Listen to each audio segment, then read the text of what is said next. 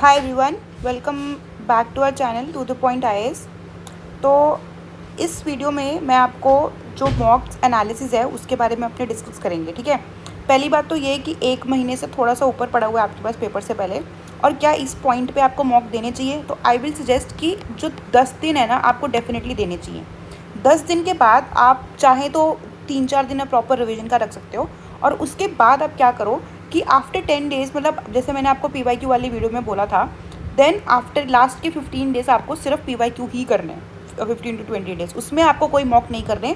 और बिकॉज आपके दिमाग में वो पैटर्न बैठना चाहिए।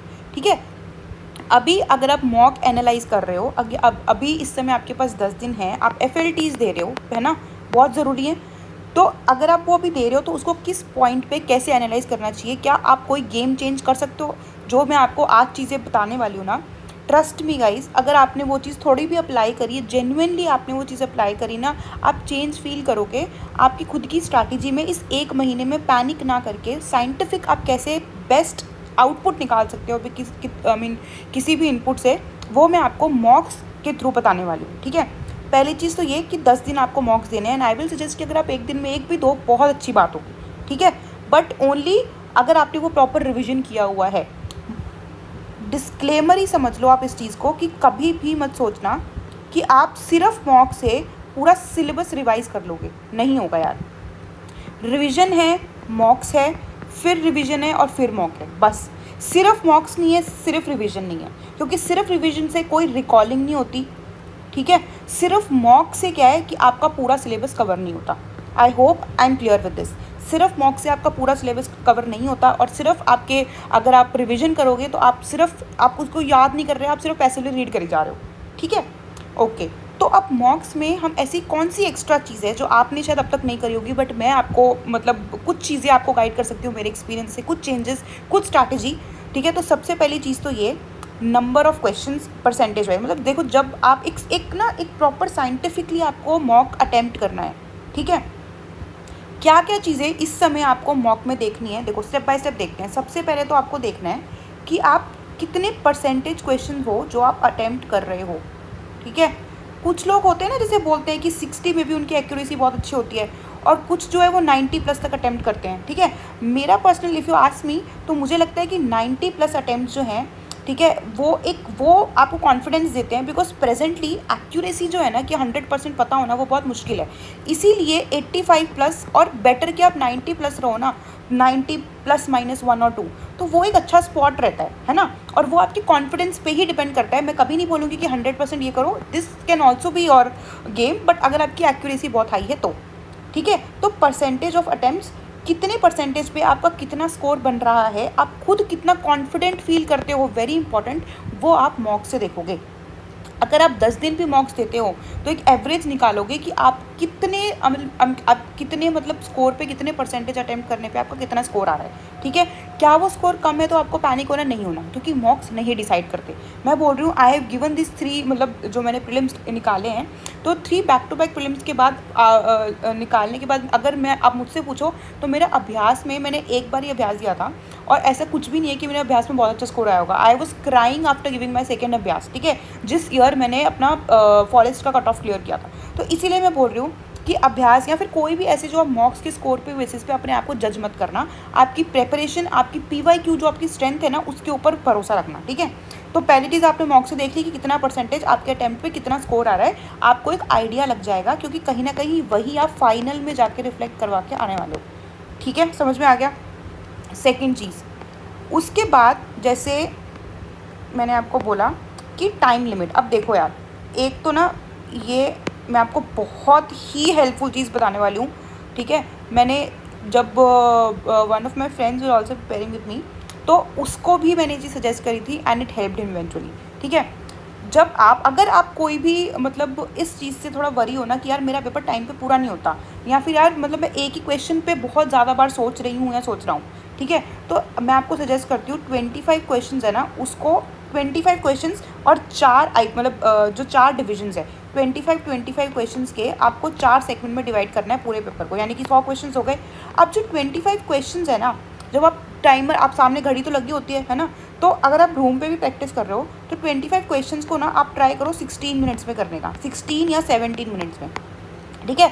अब 17 मिनट्स में कैसे करना है, जब आप उन 25 क्वेश्चंस को देखोगे तो एक अटेम्प्ट करने का तरीका होना चाहिए। सबसे पहले गो में आप वो क्वेश्चन को मार्क करोगे, जैसे मान लो एक क्वेश्चन है, क्वेश्चन नंबर 1 है, उसके 1 2 3 4 ऑप्शन दिए हुए हैं, ठीक है, ऑप्शन A B C और D। जब आप पहले आइट्रेशन में सारे क्वेश्चन को देखोगे, आपने पहला क्वेश्चन पढ़ा, आपको वो 100% पता है कि इसका आंसर A है, आप यहाँ पे मार्क करोगे। आप सेकंड क्वेश्चन पे आए, आपने 1 2 3 4 ऑप्शन पढ़े, A B C D, आपको 2 तो एलिमिनेट हो गए, लेकिन आपको लगता है C और D में से कोई एक, आप श्योर नहीं हो, ठीक है, लेकिन आपको दिमाग में है कि शायद C ही होगा, पता तो लग जाता है ना कि क्या आंसर हो सकता है क्या नहीं, तो उस पर आप राइट साइड पे मारोगे ऐसे टिक, ठीक है। ये ना चीज़ आपको लग रहा होगा कितनी मैकेनिकल है, ऐसा थोड़ी होता है, लेकिन जब आप ये कर लोगे ना प्रैक्टिस, तो आप फाइनल में एक्चुअल में आपको बहुत ज़्यादा हेल्प होगी इस चीज़ पर। अगर आप आज भी कर लेते हो, PYQ पे भी ना ऐसे ही प्रैक्टिस करो, ठीक है। तो जब आपने जब मार्क कर दिया ना यहाँ पे 50-50, अब मान लो आप नेक्स्ट क्वेश्चन पे आए, 4 हुए, उसमें से आप एक ही एलिमिनेट कर पाए, ठीक है, आपने एक एलिमिनेट किया, तो इन तीनों में आपने ऐसे एरो मार दिया, आपको पता नहीं है अभी, ठीक है। अब आपने ये पूरा पैटर्न 25 क्वेश्चन तक किया। अब जब 25 क्वेश्चन हो गए ना यार, 25 क्वेश्चन के बाद उसी समय उन 25 में से जो 100% श्योर है ना, आप श्योर हो कि मतलब इसका तो यही आंसर होगा, मान लो वो सिर्फ 7 या 8 ही क्वेश्चन हुए, लेकिन OMR पर वो आप फिल करो, वो ध्यान से वो क्वेश्चन देखिए कि मैंने ये वाले क्वेश्चन फिल कर दिए, मैं 100% श्योर हूँ, ठीक है। अब ये आप 25 के 25, जो 25 के मैंने 4 डिवीजन किए ना, और ये पूरा गेम आपको 17 मिनट में करना है, ठीक है, 16 से 17 मिनट में। आप सोचो, आपने 1 घंटा 15 मिनट के आसपास पूरा का पूरा क्वेश्चन पेपर पढ़ लिया है, समझ रहे हो। जब आप 1 घंटा 15 मिनट के आसपास पूरा का पूरा क्वेश्चन पढ़ लेते हो ना, और उसके साथ साथ आपने ये क्वेश्चन मार्क भी कर दिए हैं, जैसे आपने 17 मिनट में मान लो पढ़ लिया, 2 से 3 मिनट आपने लिए, और जो 100% आप श्योर है वो वाले आपने क्वेश्चन मार्क कर दिए, तो आप कहीं ना कहीं 20 मिनट पे 25 क्वेश्चन में से 100% वाले को मार्क कर चुके हो, और उन क्वेश्चंस को 25 से पढ़ चुके हो, और आपने ये वाली चीज़ें भी मार्क कर दी हैं।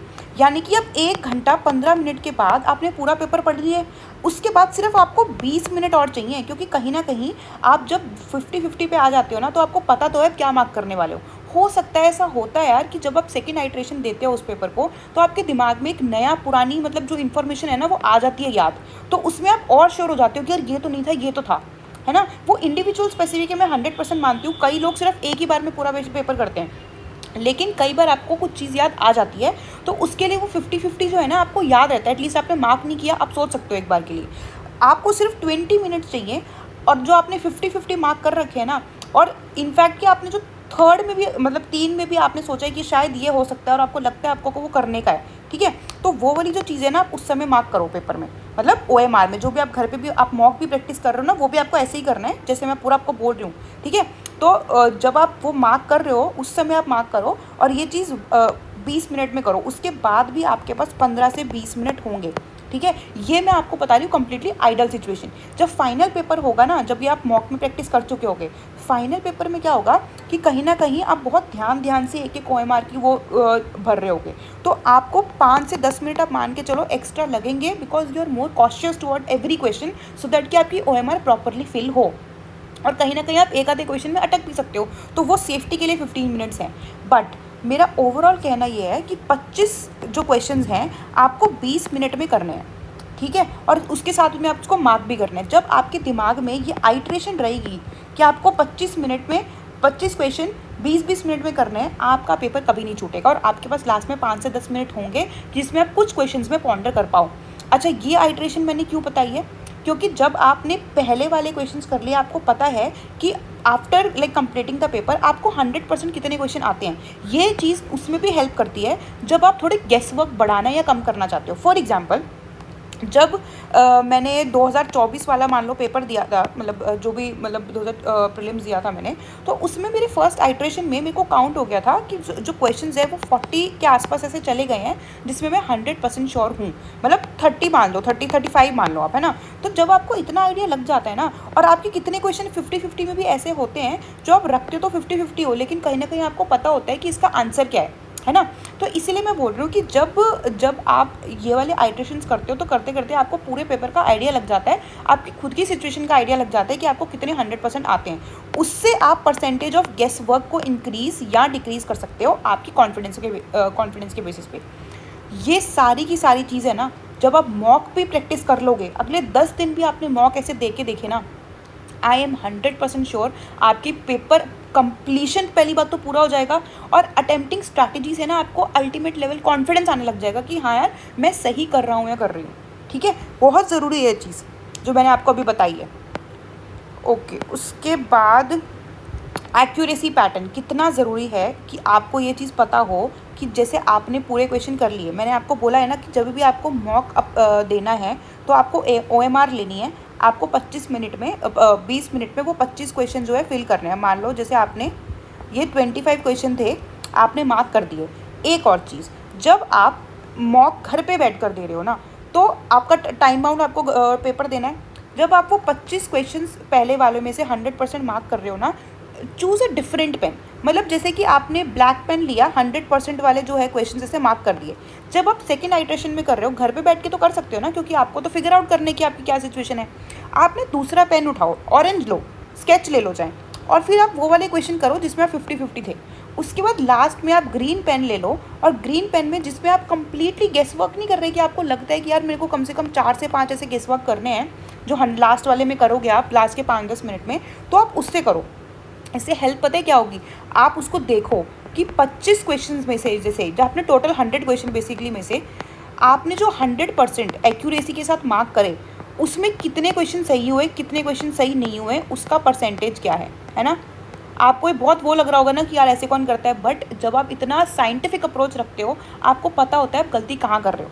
ठीक है, अब जैसे आपने ये 100% वाले मार्क कर दिए, उसके बाद जब आप सेकंड वाले जो 50-50% वाले आपने मार्क किए, कि मतलब आपको पता था कि 2 एलिमिनेट हो गए हैं, उसके बाद 50% में आपने मार्क किए, उसमें देखो कि आपने कितने क्वेश्चन सही किए, कितने सही नहीं किए, उसका परसेंटेज कितना है। और मैं आपको बताऊँ, इसका परसेंटेज जो है ना क्लोज टू 90% होना चाहिए। ठीक है, मैं अपने एक्सपीरियंस से बता रही हूँ आपको। इसका जो परसेंटेज है, इसका परसेंटेज शुरू में आता है 40%, 30%, 50%। इसको इंक्रीज़ करना है 60% तक। कैसे करना है, रिवीजन से करना है, PYQ एनालिसिस से करना है, मॉक से करना है। ठीक है, मॉक्स में इसका अगर 60 नहीं भी जा रहा है, ट्रस्ट मी, PYQ पे अगर आपने कमान बिठाई है ना, तो फाइनल में आपका ये भी इंक्रीज़ होगा। ठीक है, लास्ट होता है जो आपने कंप्लीटली गेस किया, मतलब जिसमें कि आप ऐसे है कि आपने वो 4 में से 1 सिलेक्ट किया, और हो सकता है जिसकी बिल्कुल कम प्रोबेबिलिटी है सही होने की, उसमें देखो आपका क्या सही है और क्या गलत है। अगर इसमें आपकी प्रोबेबिलिटी अच्छी जा रही है, then you have to increase these number of attempts, क्योंकि आपका कहीं ना कहीं एक्यूमेन और अंडरस्टैंडिंग उस लेवल पे है कि आप इन क्वेश्चंस को सही कर पा रहे हो। समझ रहे हो ये चीज़, और ये आपके खुद के प्रैक्टिस से आएगी। अगर आपने 10 दिन भी ये वाली टेक्निक अपनाई ना, तो आपको पता होगा कि आपकी कहाँ पे कमी है। जब आप इस तरह से मॉक देते हो, तो आपको खुद को पता लगने लगता है कि आप कहाँ पे कमी कर रहे हो। जब आपने मान लो 100% वाले इसकी परसेंटेज जो है ना वो 60 या 70 जाने लग गई, यानी कि आपके रिवीजन में कमी है ना। जब आपने इस वाले परसेंटेज में, मतलब पर्टिकुलरली PYQ में जब आप 50% या वाले क्वेश्चंस पे कम जा रहे हो ना, यानी कि आपकी पैटर्न एनालिसिस और रिवीजन में कमी है। अगर ये कम है कोई दिक्कत नहीं है, यानी कि आपका कंप्लीटली जो गेस वर्क है ना वो अच्छा नहीं है, लेकिन ये वाले क्वेश्चंस आपकी कभी भी जो अगर प्रीलिम्स ना क्वालिफाई करने में आपका ऐसा कोई बड़ा मेजर रोल नहीं प्ले करेंगे। मेजर रोल ये वाले दोनों फैक्टर्स प्ले करने वाले हैं। ठीक है, समझ रहे हो ये चीज़। तो एक्यूरेसी जो है ना बहुत ज़रूरी है कि आप एक्यूरेसी समझो कि आपकी एक्यूरेसी कैसी है, और वो तभी आएगी जब आप किसी भी मॉक को साइंटिफिकली एनालाइज करोगे। समझ रहे हो। ओके, उसके बाद जैसे मैंने बोला कि जब आपने जैसे पूरा टिक वाला मैंने आपको गेम बताया कि पहले आप किसी और क्वेश्चन, मतलब 100% वाले को किसी अलग मार्क से करो, मार्कर से करो, फिर 50-50% वाले को अलग से करो, फिर अलग से करो। इससे आपको आपके रिवीजन एरियाज पता लग जाएंगे कि आपको किन किन क्वेश्चंस में गलतियाँ हो रही। अब देखो एक और चीज़, जब आपने मान लो 100% वाले क्वेश्चंस देखे कि यार ये तो मेरे हिसाब से 100% सही होने चाहिए थे, फिर भी मैंने उसमें एक्यूरेसी 80% जो है वो आ पाई है, तो फिर आप उसमें polity, history, economics, environment, science and tech, ठीक है, ये सारों में क्लासीफाई करो, या फिर AMAC कि कौन से क्वेश्चंस हैं, क्या कौन से सेक्शंस हैं जो मेरे प्रॉपर्ली रिवाइज नहीं हैं। क्योंकि जब ये वाले जो 100% वाले या 50-50% वाले में जो आपके रिवीजन की कमी से गलत हो रहे हैं ना, उन वाले जब आपको सेक्शंस पता लग जाएंगे किसमें आपको ज़्यादा फोकस करना है, तो आपको रिवीजन किन सेक्शंस को ज़्यादा करना है वो पता लगेगा। Very important. साइंटिफिक है लेकिन काम करता है, ये पूरी टेक्निक काम करेगी, समझो। Overall a very very scientific approach, ये मैंने खुद अप्लाई किया था and it has help me a lot. मैं बता रही हूँ कि आपका जो स्कोर है ना वो 60, 80, 100 से लेकर 110 प्लस कैसे पहुँच जाएगा अगर आपने उस टेक्निक, इस पूरी टेक्निक को साइंटिफिकली अप्लाई किया अपने मॉक्स के ऊपर, आपको पता भी नहीं लगेगा, ठीक है। ऑल्सो एक और चीज़, डिस्क्लेमर मैं हमेशा बोलती हूँ कि मॉक्स के स्कोर के ऊपर कभी भी रिलाई मत करना। क्यों नहीं रिलाई करना? क्योंकि मैं ये नहीं बोल रही, देखो अगर आपके 30-40 आ रहे हैं ना तो फिर तो इट इज़ अलार्मिंग साइन, क्योंकि कहीं ना कहीं आपके रिविजन्स में कमी है ना। लेकिन अगर आपके जैसे 80-90 के बीच में आ रहे हैं, आपको लग रहा है कि वो 110 क्यों नहीं है, वो 120 क्यों नहीं है, तो घबराओ मत। फाइनल पेपर ये नहीं आने वाला। मॉक्स वालों को अटेम्प्ट, मतलब जो यूपीएससी का पैटर्न है ना वो नहीं पता एग्जैक्टली आप फॉरम के जो होते हैं या फिर विजन के जो सेक्शनल होते हैं वो दे सकते हो, फॉरम के जो फाइनल पेपर है वो भी दे सकते हो। लेकिन जैसे कुछ वाली जो टेस्ट सीरीज़ है ना वो बहुत ज़्यादा फैक्चुअल हो जाती हैं, उसमें अगर आप कंप्लीटली अपने को जज करने लग गए तो ये सही नहीं है, और इस मोमेंट पे तो बिल्कुल भी सही नहीं है, ठीक है।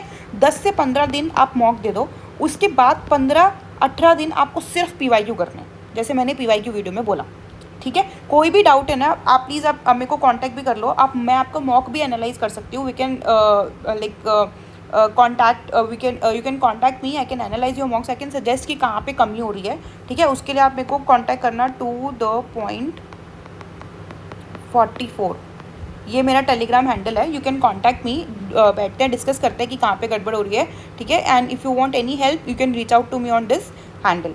Alright, thank you so much.